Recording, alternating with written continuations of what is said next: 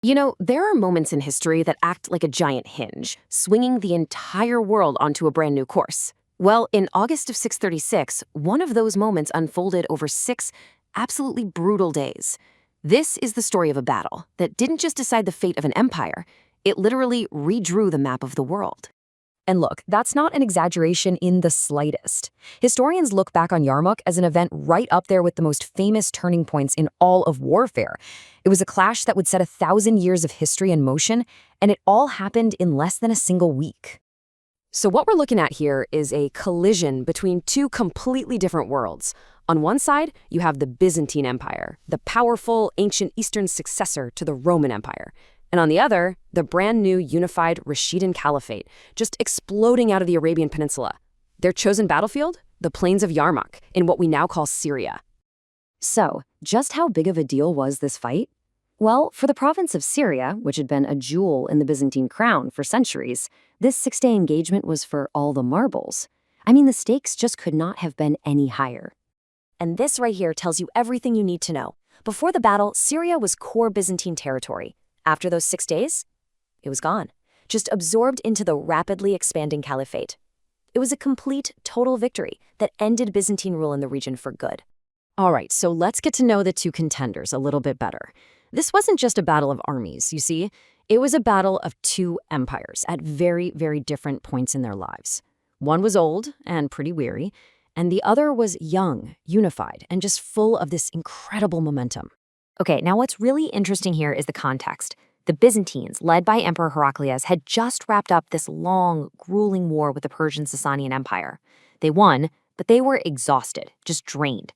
In complete contrast, the Rashidun Caliphate under Caliph Umar was fired up, having just united all the tribes of Arabia.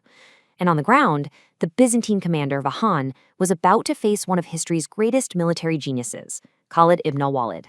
And if things weren't tough enough, just look at these numbers. Now, estimates vary, but they all agree on one thing. The Byzantine army massively outnumbered the Rashidun forces. We're talking more than 2 to 1, maybe even more. On paper, this should have been a cakewalk for the Byzantines.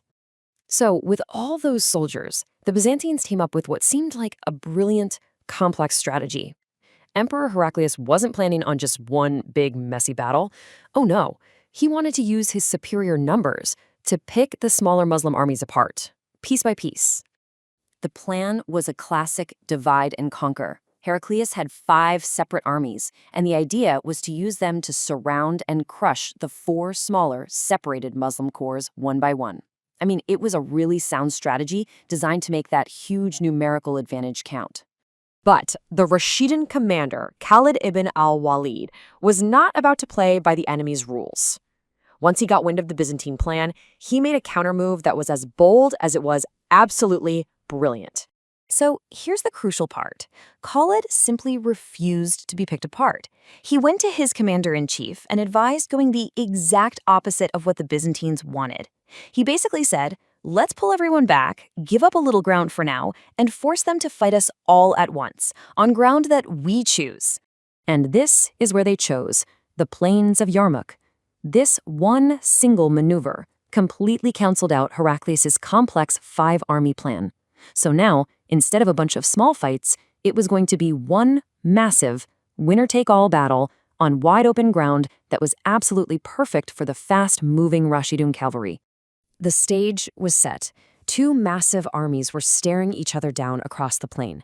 What happened next was 6 days of unbelievably intense fighting, but the entire outcome, everything, would hinge on what happened on just one of those days. So, on the second day, the Byzantine commander, Vahan, decided to go for it. He launched an all-out assault at dawn, hoping he could catch the Muslims off guard during their morning prayers. He just threw everything he had at the Muslim flanks. And at first, it totally worked. The sheer weight of numbers was just overwhelming. The Byzantine forces smashed into the Muslim right and left wings, pushing them back, forcing them to retreat towards their own camp. For a terrifying moment, it looked like the Caliphate's army was about to break completely. And then, one of the most incredible things in the history of warfare happened. As the men fell back to the camps, they weren't met with safety, but with the fury of their own women. led by a woman named Hind. They grabbed tent poles and they charged at their own retreating soldiers, shaming them, singing songs and screaming at them to get back in the fight. It was this astonishing moment that stiffened everyone's resolve. With the line now stabilized by this incredible surge in morale, Khalid unleashed his masterstroke. See, he had been holding his elite cavalry, the mobile guard, in reserve for this exact moment. He led them in a lightning-fast charge, slamming right into the exposed side of the overextended Byzantine army. The attack was devastating. The Byzantine advance just collapsed, and the tide of the battle, and of history, was turned. Now, the fighting did go on for 4 more days, but that decisive blow had been struck.